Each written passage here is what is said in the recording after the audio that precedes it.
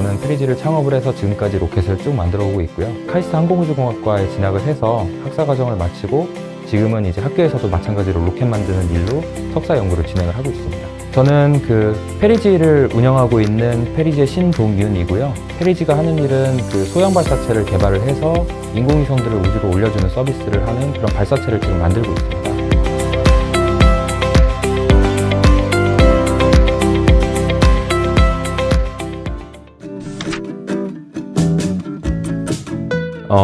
원래 이제 사실 창업하려고 생각을 먹고 창업한 건 아니고요.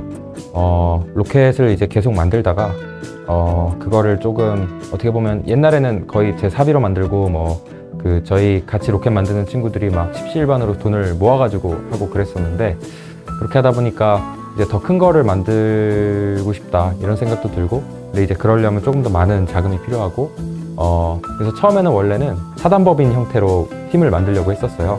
그랬는데 일단은 그러려면 결국에는 설립할 때 과기부나 이런 데 허가도 받아야 되고, 개발하기 위한 개발 자금은 어떻게 끌어올 거냐 이런 것도 되게 불분명했기 때문에, 그럴 바에는 뭔가 로켓 관련된 사업으로 돈을 벌어서 로켓을 만드는 회사가 되자, 그렇게 생각을 해서 이제 창업을 하게 됐고요.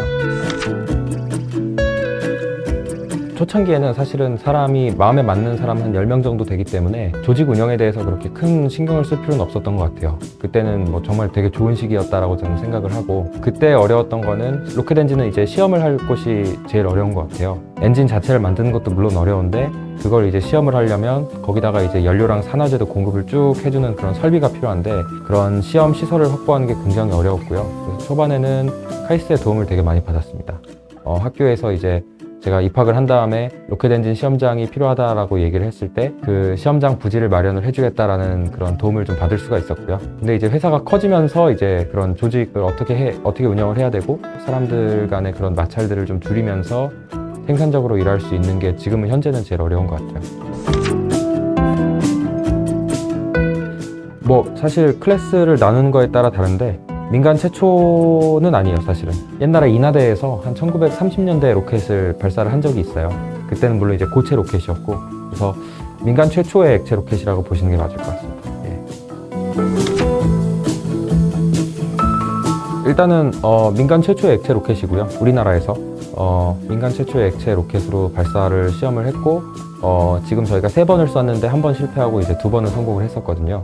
그래서 거기에 들어가는 전자장비나 거기 들어가는 이제 소형 엔진 이런 것들을 저희가 더 큰 발사체 그 윗부분에 있는 상단으로 쓸 계획입니다. 그래서 그런 것들을 좀 미리 테스트했다라는 기술적인 의미가 있고, 그 다음에 저희가 카이스트하고 앞으로 좀 계속 뭘 해보려고 하냐면, 그런 시험 로켓들을 제작을 해서 제주도에서 시험 발사를 해서 학생들이 그 위에 교육용 페이로드를 올려본다든지 하는 그런 사업들도 좀 진행을 해보려고 합니다. 학생들이 같이 직접 만들어가지고 로켓을 만들어서 그걸 쏠 수 있다는 걸 보여줬다는 의미도 좀 있다고 생각하고요. 결국에는 이제 발사체라는 거는 로켓 이런 기술들을 다 빼놓고 보면은, 얘가 하는 기능에 대해서만 생각을 해보면 로켓은 그냥 우주 택배라고 생각하시면 됩니다. 우리가 떨어지지 않는 지구 궤도에 뭔가를 올려놓고 싶은데 그거를 해줄 수 있는 유일한 운송 수단이 로켓인 거고요. 로켓이 올려주는 화물들은 대부분 인공위성입니다. 지금 사람이 갈 수 있는 곳은 우주정거장밖에 없기 때문에 사람보다는 지금 현재는 주로 인공위성들이 많이 올라가고 있고요. 그런 인공위성들이 옛날에는 사이즈가 굉장히 컸어요. 그랬는데 이제 작은 사이즈로 점점점 이제 진화를 하고 있습니다. 그러면서 작은 인공위성들을 하나하나씩 올려줄 수 있는 그런 인공위성 발사 수요도 나오고 있고요. 그래서 저희는 그런 초소형 인공위성들을 발사 운임을 받고 올려주는 일들을 할 계획입니다. 그래서 향후에 이제 초소형 위성들을 앞으로 사람들이 전망하기에 이제는 군집위성이라고 해가지고 점점 그런 인공위성들을 지구 궤도에다가 많이 올리는 그런 일들을 전 세계에서 할 것이다, 이렇게 예측을 하고 있고, 실제로 그런 일들을 하는 회사들도 나타나고 있습니다. 그런 인공위성들 처음에 올라갈 때는 대형 로켓으로 한 번에 실어 나를 수가 있는데, 이것들이 이제 떨어질 때는 예를 들면 우주에서 영원히 도는 게 아니라 공기 저항을 조금씩 받기 때문에 돌면서 천천히 지구로 다시 떨어지거든요. 그러면 이제 그런 떨어지는 인공위성들의 수량이나 위치는 산발적이기 때문에 그런 것들을 이제 다시 보충해 줄 수 있는 발사들이 필요합니다. 그런 것들을 하기 위해서 소형 발사체가 필요할 거라고 보고 있고요. 그래서 저희는 이제 그런 소형 인공위성들을 올려주는 발사체들을 만들고 있습니다. 이제 기억에 남는 것들 중 하나는 저희 할아버지가 이제 저한테 되게 기술자가 되라라는 얘기를 거의 세뇌를 시키듯이 하셨어요. 할아버지는 이제 옛날에 제가 어렸을 때부터 그냥 은퇴해 계신 분이었는데, 제가 학교나 유치원이나 학교 갔다 오면 그날 그 과학 섹션에 그 기사들을 몇 개를 올려가지고 제 방에 올려놓으셨어요. 읽으라고. 그렇게 그런 것들 막 모아가지고 스크랩 해가지고 저만의 책도 막 만들어 놓고, 막 옛날 기사들 중에 그때 당시에 한국에서도 뭐 우주 발사체 만들 거고 우주인도 이제 배출하겠다 이런 그 기사 같은 것들이 막 나오고 그랬거든요. 그러면 우리나라는 뭔가 그 유인 우주선 개발 계획이 있냐, 그런 것들을 좀 쭉 찾아보고 없는 거예요. 그래서 그럼 우주선은 뭘로 보내지 하니까 소유주로 보내겠다. 그래서 소유주 발사체도 인터넷에 찾으면 나오잖아요. 그래서 소유주 발사체도 막 오려서 붙이고 소유주 재원 이런 거 막 외우고 그렇게 하면서 혼자 그냥 놀았던 것 같아요. 그러고 놀았고, 할아버지가 이제 그걸 하는데 되게 좋은 소스들을 주셨어요. 언제는 뭐 그 항공박물관 이런 데 가자 해가지고 할아버지랑 기차 타고 가가지고 그런 것도 막 구경하고 사진도 찍고 그러고 놀았고요. 할아버지가 저 데리고 다니면서 본인도 이제 즐거우셨던 거죠. 그러고 같이 놀았던 기억이 납니다.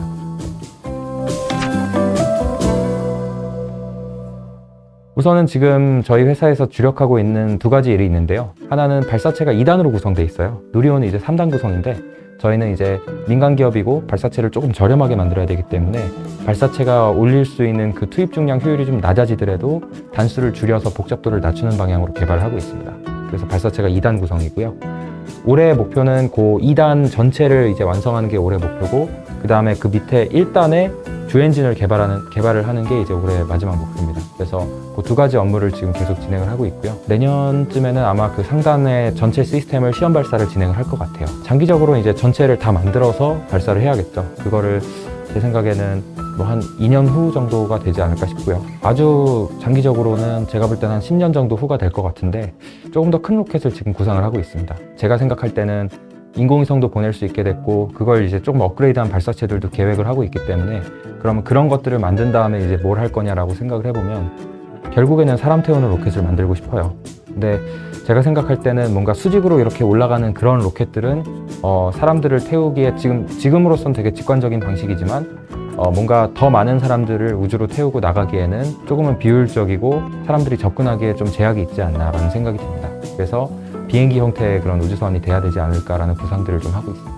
공항에서 이렇게 활주로 해서 이륙을 하는 거죠. 그러니까 공항, 예를 들면 인천공항 뭐 터미널 1인데 터미널 1 1번 게이트가 이제 우주선 날아가는 그런 곳으로 딱 할당이 돼 있는 거예요. 그래서 가면은 무슨 이상하게 생긴 비행기가 그냥 비행기 같이 다 쭉 서 있는 곳에 서 있는데 이렇게 보딩 브릿지도 연결돼 있고, 근데 걔는 이제 활주로에서 이륙해서 먼 바다까지 제트 엔진으로 나간 다음에 거기서 로켓 엔진을 켜서 이제 우주까지 가는 거죠.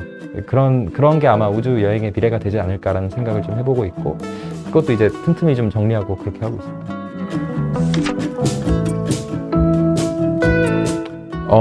일단 제가 얼마 전에 읽은 책 중에 굉장히 감명 깊게 읽은 책이 있는데요. 그게 뭐냐면 그 에릭 버거라는 그 기사 저널리스트거든요. 그분이 쓴 책 중에 이제 리프트 오프라는 책이 나왔습니다. 이 책은 그 원래는 원서로만 있다가 얼마 전에 이제 번역이 돼서 국내에도 출간이 됐고요. 내용은 그 일론 머스크가 처음에 이제 스페이스X를 차렸을 때 겪는 여러 가지 우여곡절들을 담은 책입니다. 근데 보면 굉장히 재밌고요. 되게 꿈 같아요. 그 내용들이 보면 막 그 젊은 엔지니어들이 모여가지고 로켓을 만들어 본 적도 없는 젊은 엔지니어들이 모여서 밤늦게까지 막 재밌게 일하고 만들어서 실험했는데 막 실패하고, 근데 그렇게 아슬아슬한 여러 고비들을 넘겨서 발사에 성공하는 장면까지를 다룬 책이거든요. 근데 보면은 이게 엔지니어지라는 그런 느낌이 드는 되게 좋은 책입니다. 그래서 이런 길을 꿈꾸는 학생들이 앞으로도 되게 많을 텐데 좀 용기를 주는 책인 것 같아요. 용기를 주고 보면 정말 가슴 설레는 책입니다. 꼭 읽어봤으면 좋겠어요.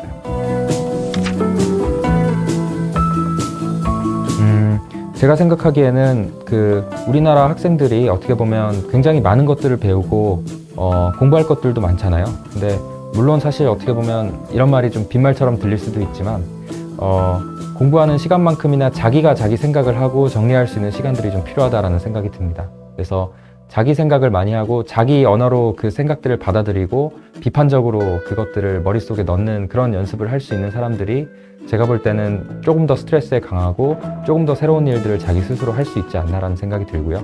그래서 비판적인 사고를 하고 그다음에 자기가 모르는 것들에 대해서도 일단 한번 해볼 수 있다는 자신감을 가지는 게 제가 볼 때는 앞으로 교육에서 조금 더 중요하지 않을까, 그런 생각이 들었습니다.